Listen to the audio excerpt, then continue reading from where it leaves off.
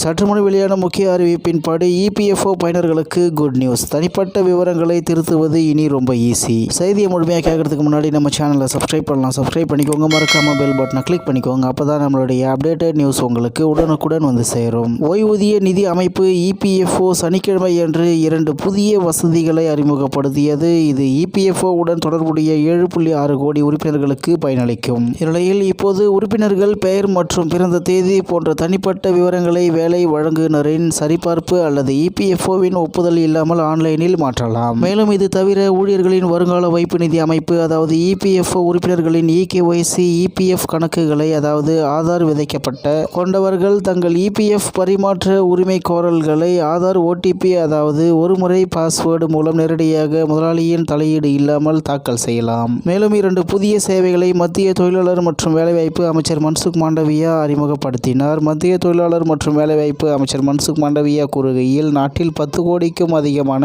EPFO அதாவது ஊழியர் வருங்கால வைப்பு நிதி அமைப்பு பயனாளிகள் உள்ளனர். இபிஎஃப்ஓவில் ஒருவர் தனது தகவலை சரி செய்ய வேண்டியிருக்கும் போது பல முறை நீண்ட நேரம் செல்ல வேண்டியுள்ளது. இப்போது இதில் பல மேம்பாடுகள் செய்யப்பட்டுள்ளன. முக்கியமான மேம்பாடுகளில் ஒன்று, இப்போது நீங்கள் இபிஎஃப்ஓவில் கொடுக்கப்பட்டுள்ள தகவல்களில் தேவையான மாற்றங்களை செய்யலாம் என்றார். அதன்படி பெயர், பிறந்த தேதி, பாலினம் போன்ற தங்களது தனிப்பட்ட விவரங்களில் உள்ள பொதுவான பிழைகளை எந்த ஊழியரின் சரிபார்ப்பு அல்லது ஒப்புதல் இல்லாமல் ஊழியர்களே சுயமாக திருத்திக் கொள்ளலாம். இபிஎஃப்ஓ உலகளாவிய கணக்கு எண் அதாவது யுஏஎன் அக்டோபர் 1, 2017க்கு பிறகு வழங்கப்பட்டிருந்தால் அதாவது ஆதாருடன் இணைக்கப்பட்டிருந்தால் இதுபோன்ற சந்தர்ப்பங்களில் எந்த ஆவணமும் இல்லாமல் திருத்திக் கொள்ளலாம் என்று வட்டாரங்கள் தெரிவித்தன. மேலும் புதிய வசதியை எவ்வாறு பெறுவது? அக்டோபர் 1, 2017க்கு பிறகு வழங்கப்பட்ட யுஏஎன் அதாவது பொது கணக்கு எண் வழங்கப்பட்ட உறுப்பினர்களுக்கு இந்த புதிய வசதி பொருந்தும். அப்போதுதான் ஆதார் பொருத்தம் கட்டாயமானது. இதுபோன்ற சந்தர்ப்பங்களில் எந்த துணை ஆவணமும் தேவையில்லை. இருப்பினும் இந்த தேதிக்கு முன்னர் யுஏஎன் வழங்கப்பட்டிருந்தால் அல்லது ஆதாருடன் இணைக்கப்படவில்லை என்றால் எந்த ஒரு திருத்தமும் பணிபுரியும் நிறுவனத்திடம் நேரடியாக சமர்ப்பிக்கப்பட வேண்டும். மேலும் சரிபார்ப்புக்கு பிறகு ஒப்புதலுக்காக இபிஎஃப்ஓவுக்கு அனுப்ப வேண்டும். மேலும் இபிஎஃப் கணக்கை மாற்றுவதற்கான உரிமை கோரல்களின் செயல்முறை என்னவென்றால் இபிஎஃப்ஓவின் புதிய விதி